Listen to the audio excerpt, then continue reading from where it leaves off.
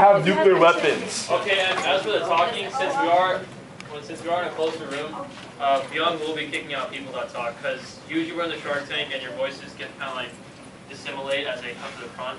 But now if you guys are talking, we're gonna like point and shoot. We're gonna make Ramsey beat you up too.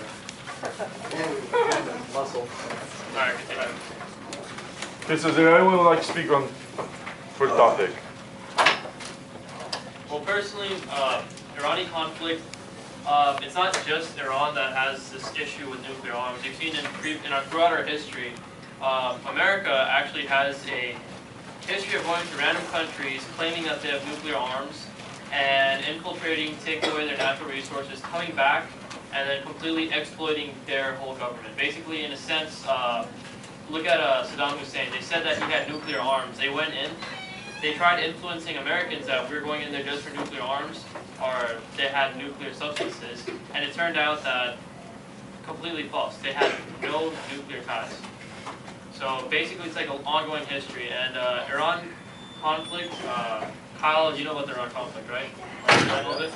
A little bit. Go ahead. Okay. Well, basically, Iran is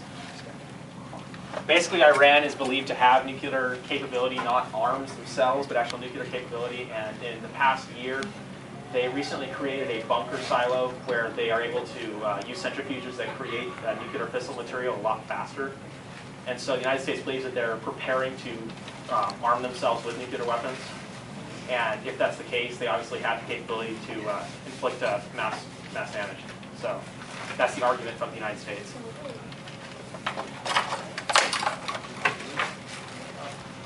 Before I start, I want to make sure the topic is the topic asking for should we let Middle East to keep nuclear missiles? Yeah, well, that's, I mean, in a sense, yes, because that's what I was saying, like, yeah, basically. Middle East in general, but more specifically, Iran conflict. Because Iran is Yeah. or Iran, whatever you want to call it.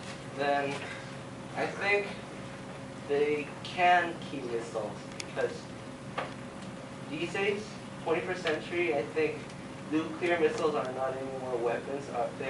They are at least protection. So I think they should to keep nuclear missiles from the United States. So I agree.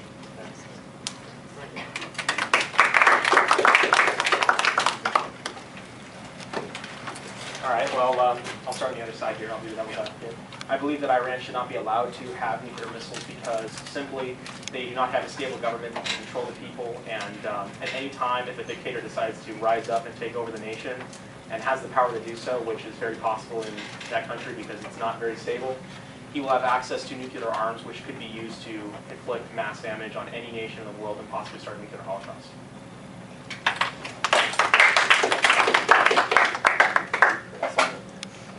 Just a question. Which country are you talking about? Not stable government? No control over their people? It looks like the one that's a little bit close to home. You know that leader we have gets deposed like every 4 to 8 years. Would you say that's stable? Not compared to the Middle East, where the dictators live for 30 years. 30 years? 4 years. Dictatorship? Think. Look at NDAA. Isn't that obviously a lot of power? And who has the codes? Guy with briefcase that always stands next to the president. No control of their people. Occupy Wall Street. Do you think that the government wants that to happen? Think like, oh, go ahead. We'd like that. Of course not. Are they able to stop it? Not at all. So please, don't argue that.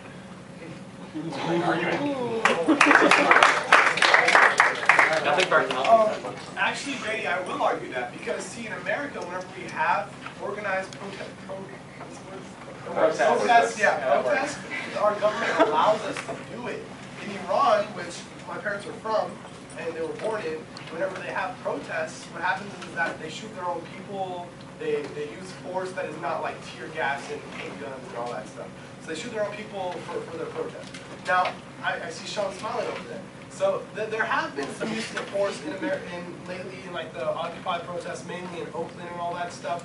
But in Iran, like what happens is that they just go in with guns. They don't even like they don't even start with like a peaceful type of thing. They just go in, they shoot down whoever's protesting them, they kill lots of people. They don't like Iran's government right now does not care at all for its people. In the 2006 elections, the people all rioted and they all said like that like the Iranian government, the president for Iran, like balloted and it was incorrect and that the new president should have come.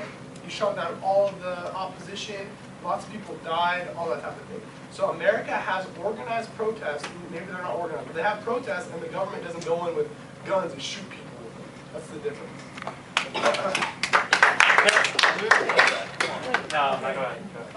But that does not refute the idea that they are not a stable government, just because just how they handle the people and how we handle our people are completely different, but that doesn't make it any less stable. Alright, first off, Khalili. Will the teacher who's covering math tutoring today please report to that classroom immediately? The teacher who is covering for math tutoring today, you can please report to T101. Alright, okay. So Khalili states that only in Oakland do they have this violent protesting. Berkeley, did you have no. You said he's in Berkeley, over here in California. Oakland is in California. No, I'm saying Berkeley though, in California. A riot shield gets an Asian woman tries to talk about Occupy Wall Street, gets hit with a the platoon? I don't know what the hell it's called, right in the stomach. Billy Club. Innocent. She was just talking. What was it? Billy Club. Exactly. And also they have used violence. They have used gases, and I don't know exactly what you're talking about, which Iran you've been in. But damn, dude, if any country would shoot down their people right off the back, just like that, walk in a room, that's not how it works. That's psychologically, no, you would not elect a leader like that. Clearly, you do not know what you're talking about, so stop, yes. No, you don't know what you're talking about. Okay, let me actually defend Khalili here because Sean, I don't think you know what you're talking about. A, they do not elect a leader. That's why it's called a dictatorship. And B, obviously, the people aren't happy with being shot at for protesting in a corrupt government, obviously. But the parallel that he was drawing there is that at least they are, whatever is going on in Occupy Wall Street or the United States and those kind of protests, it pales in comparison to the types of injustices that are going on in the Middle East. But I would just like to remind everyone that's not the main point of this. Is it's the differences between Iran and the United States. It's about whether Iran and the Middle East should have nuclear weapons, which I do not believe so, because we've been in the Middle East for too long. We've upset way too many countries, and if they start becoming nuclear powered, that is the one thing that they can use to utterly annihilate the Eastern Seaboard and the United States. Because Iran and the Middle East, they have no invasion forces. They have no navy. They have no air force. All they have is ground troops. So like a land invasion, that is not likely at all. The only way that they can actually hurt the United States is either through our troops that are over there and we are starting to draw back, or with a nuclear armed strike, which we must prevent at all costs. Nuclear. Anyone other than Sean? I honestly think that we might be scared because we've angered them so much.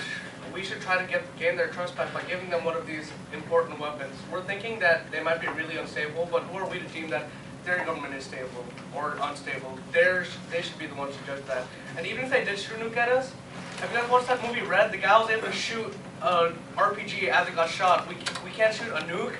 That's like hundreds of times bigger. There still will be nuclear fallout. Respect the speaker. Okay, yeah, please. And yeah.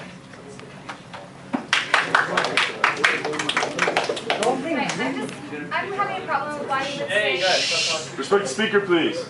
I'm having a problem with why you say you want to give nuclear weapons to the Middle East, because if you go to one country, then the rest of the countries are going to be, not even just in the Middle East, but in general, they're going to be like, well, why didn't you give one to us? So you kind of have this kind of ongoing thing with either that country that's happy with you and then making other countries angry.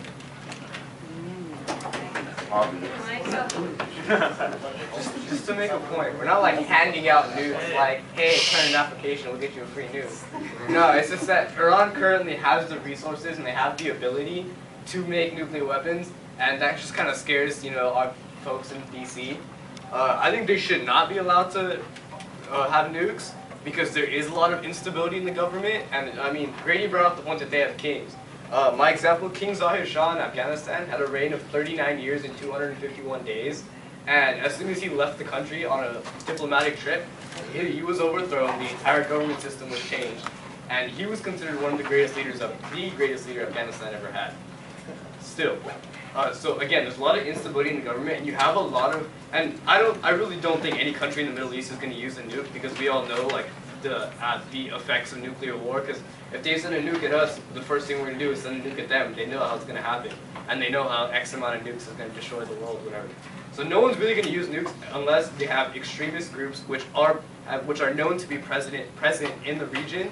If they somehow get a nuke in their hands, they will use them against us. It's not the government that I'm worried about. Exactly like he said. Didn't this happen too with the Cuban Missile Crisis? Was it 1964? 62. Yeah. Isn't this kind of similar? So, like he said, I don't think they're gonna want to do something like that. Well, still, they shouldn't be allowed to have nuclear weapons. It's still kind of bad thing. Sorry, I'm still getting used to this. But I don't think they'd want the retaliation starting a nuclear war, just like what almost happened in 1962 with the Cuban Missile Crisis. Just a quick note, guys, please refrain from raising your hands until the speaker has finished speaking. It causes a lot of pressure, and we don't want that. Alright, so, if we're talking about maybe, like Norway or Denmark using nuclear weapons, I think this would be different, because their own purpose for nuclear weapons would be defense, okay? I want to refer to the Cold War real fast. We had the nuclear standoff between the United States and Russia, okay? These are two nations, both very reasonable, though different, who knew that if they launched nuclear weapons to the other side, that it would completely mean destruction for themselves. It was known as mad mutual assured destruction, okay? This was a policy adopted by both nations to say, if we shoot nukes to you, we know we're dead, because the minute we push that button, we killed ourselves, okay?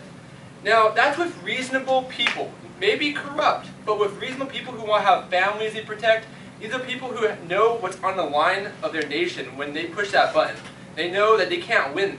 But when you give this weapon in the hands of, like Avi said, of extremists, people who believe that the afterlife is more important than the real life, then you have some, factors there that will lead to just destruction.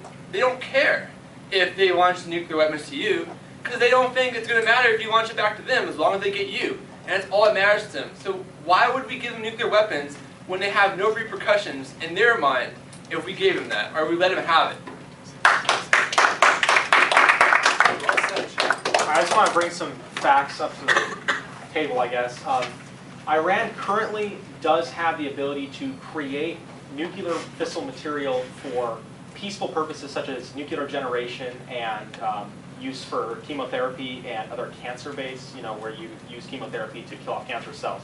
I have no problem with them having the peaceful capabilities with nuclear fissile material, but the problem also is that recently this bunker that they created, if the information that we're getting is correct, they have centrifuges in there that can create fissile material that is 15% uranium-235, which means that it can be refined into nuclear weapons.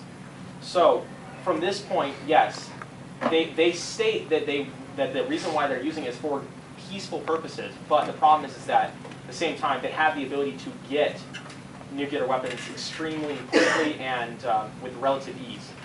Pointing on what he said, yes, definitely true. That the issue is also is that often people will say that Taliban, Al-Qaeda, all these other extremist groups, that they tell their soldiers and foot troops that if they kill an American or kill a Western civilization person and take their life because they have taken theirs, that they will receive virgins and all these great things when they get into the afterlife. So as he stated, that yes, there's a problem there because they believe that the afterlife could possibly be greater for themselves. So.